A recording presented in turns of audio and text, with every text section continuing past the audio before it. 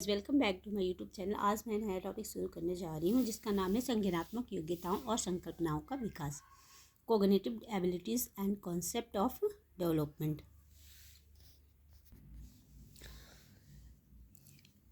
इसके पहले के टॉपिक में हमने जन्म से प्रथम 3 वर्षों के विकास के बारे में, जो विचार शक्ति बच्चों में विकसित होती है उसके बारे में पढ़ चुका है।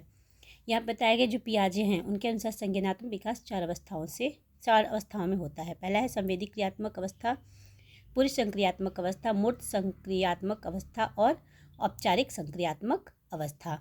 ठीक है, अब हमने पूर्व संक्रियात्मक अवस्था 2 से 7 वर्ष के बारे में विस्तृत जानकारी दे चुकी है। इस खंड में हम शालापूर्व बच्चों की पूर्व संक्रियात्मक अवस्था संबंध संज्ञानात्मक विकास के बारे में पढ़ेंगे कि जब वो बच्चे पूर्व संक्रियात्मक अवस्था में होते हैं तो उनके अंदर कॉग्निशन का विकास कैसे होता है। जैसे जैसे आप मूर्त संक्रियात्मक अवस्था संबंध विचार शक्ति के बारे में पढ़ेंगे, आप जान पाएंगे कि बाल विकास के क्षेत्र में इस अवस्था को अन्य अवस्थाओं की तुलना में अधिक दिलचस्प और आकर्षक क्यों कहा जाता है। ठीक है, सारी अवस्थाओं की तुलना में ये जो अवस्था होती है बच्चे की, ये बहुत ही दिलचस्प और आकर्षक होती है। इसके बारे में हम यहाँ जानेंगे। इस अवधि में बच्चे जो होते हैं वो कल्पना शक्ति यानी इमेजिनेशन उभर कर सोच सामने आती है। उनके जो इमेजिनेशन के पावर होती है, कल्पना शक्ति, वो उभर कर के सामने पूरी तरह से आ जाती है। वे अपने आसपास की वस्तुओं, लोगों, घर, पेड़, गली, सूरज, चांद, तारे, जो भी उनके पास होता है सबके बारे में स्वयं में संकल्पनाएं बनाने लगते हैं और अपने आसपास की प्रत्येक वस्तु में वे अभिरुचि दिखाते हैं और घटनाओं के घटित होने के कारण से संबंधित उन्हें अपने तर्कपूर्ण विचार भी होते हैं। ठीक है, जिनमें संभवतः कुछ आपको अचंभे में भी डाल दें। उदाहरण के लिए 5 वर्षीय कविता को ही लीजिए। यहाँ पे एक बच्ची है 5 वर्ष की कविता, उसका एग्जाम्पल दिया गया है। वो नुकीली चीज़ से बगीचे में ज़मीन थी उसको खोद रही थी, तो उसके पापा ने पूछा कि बेटा ठीक है, देखा और पूछा, हैरानी से पूछा कि बच्चे ये क्या कर रहे हो। तो उसने एक साधारण और सामान्य उत्तर की अपेक्षा थी। पिता को लगा कि बच्ची साधारण सा कोई उत्तर देगी, लेकिन बच्ची ने बहुत ही गंभीरता से कहा कि मैं देख रही हूँ कि यह ज़मीन कहाँ तक जा रही है और मैं इसे खोद कर वहाँ तक जाऊँगी। जब तक मैं ये इस ज़मीन को खोद करके देख रही हूँ कि ये ज़मीन आखिर कहाँ तक गई है, और जहाँ तक ये ज़मीन गई है मैं खोद करके वहाँ तक देखूँगी। ठीक है, वयस्क संसार को भिन्न रूप से, जो बच्चे होते हैं इस अवस्था में, वो जो वयस्क के संसार होता है उसको भिन्न रूप से देखते हैं। तो उनको शालापूर्व बच्चों की तर्क शक्ति और स्पष्टीकरण रोचक लगते हैं। ठीक है, शालापूर्व बच्चे अपने तर्क शक्ति संबंधी कौशलों और स्पष्टीकरणों के प्रति काफ़ी गंभीर होते हैं और उन पर विश्वास भी करते हैं। जब भी कोई शालापूर्व जो बालक होते हैं किसी भी वयस्क से पूछते हैं वर्षा क्यों हो रही है, ठीक है, तो वो उनसे किसी वैज्ञानिक स्पष्टीकरण की आशा नहीं रखते हैं, बल्कि वयस्क चाहते कि उनके विश्वास के अनुरूप यह कहें कि जब भगवान के कंधों पे पानी ज़्यादा हो जाता है तो थक जाते हैं तो बारिश हो जाती है। ठीक है, अब यहाँ पे शालापूर्व जो बच्चे हैं वो समझने के लिए हमें उनकी विचार शक्ति के बारे में जानना होगा, जो इस इकाई में दिया गया है। तो हम इस इकाई में शालापूर्व बच्चों के जो विचार शक्ति है उसके बारे में विस्तृत रूप से पढ़ेंगे। तो पहला क्या है, प्रतीकात्मक विचार शक्ति और फैंटेसी। आप सभी को कभी कभी शालापूर्व बच्चों के साथ बातचीत करने का और उनके साथ खेलने का अवसर अवश्य मिला होगा।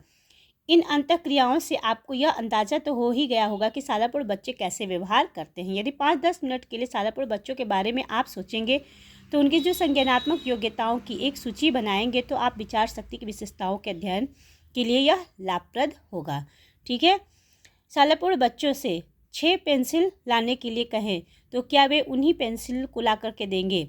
वे एक कविता याद करके आपके साथ साथ उसे गा सकते हैं, क्योंकि वे अनुदेशों को याद रख पाना अनुसरण कर सकते हैं।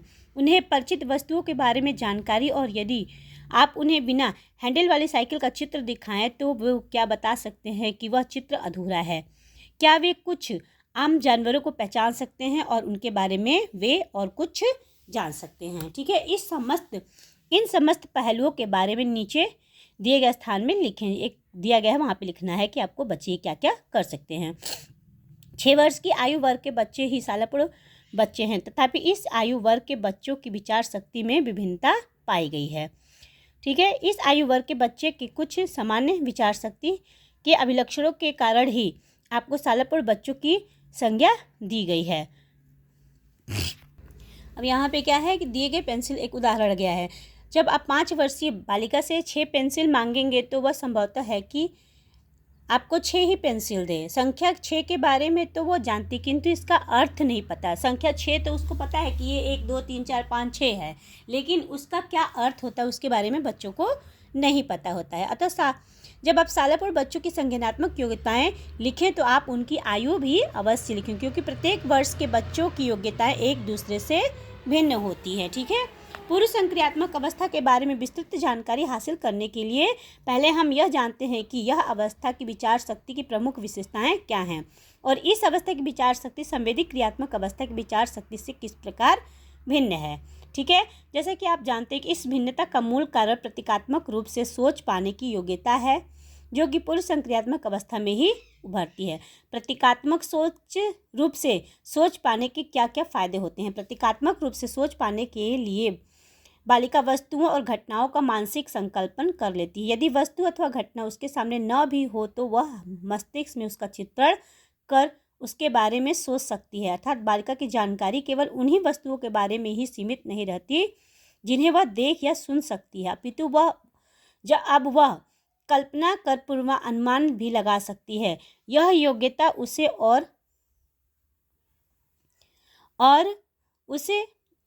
और जानकारी हासिल करने में मदद करती है।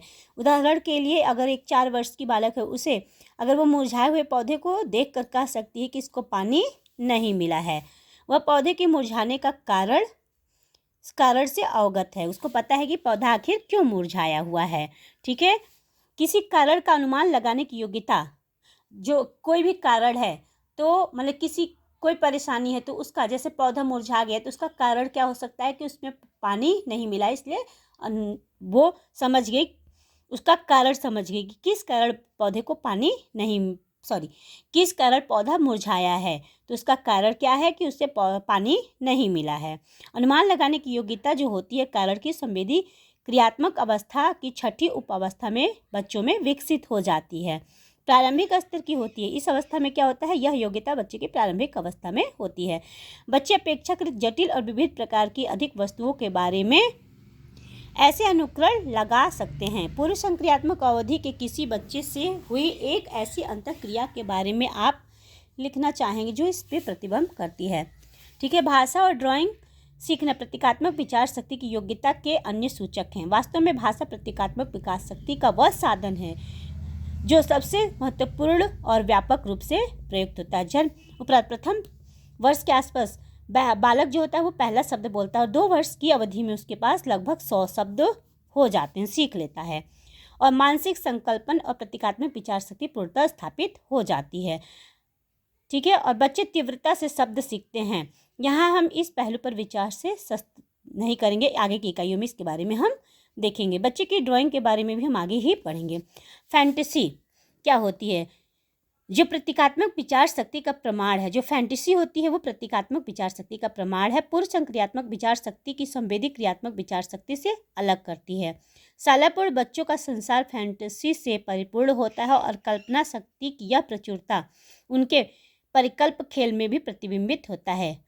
ठीक है। आगे का जो हमारा टॉपिक होगा उसमें हम फैंटेसी की संकल्पना शक्ति के बारे में पढ़ेंगे।